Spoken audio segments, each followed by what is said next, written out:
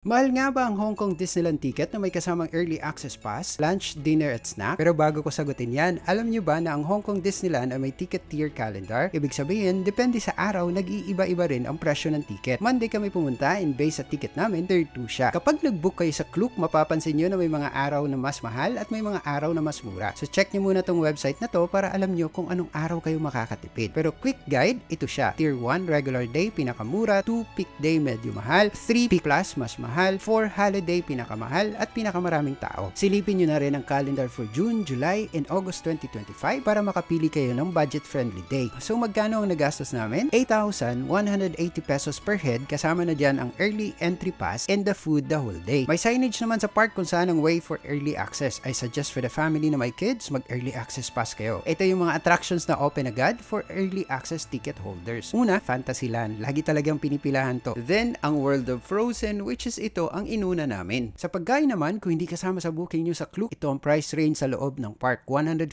to 175 Hong Kong dollars or around 1,066 to 1,245 pesos per meal. Tip lang, kung hindi kayo malakas kumain, share na lang kayo ng kasama mo kasi good for 2 ang servings. Ito yung lunch, snack at dinner namin. Sobrang dami ng dinner, hindi ko rin naubos. For water, may free drinking station so bring your own tumbler. Next vlog is about the 10 rides with rides, so follow for more tips or join my bulletin board. See you!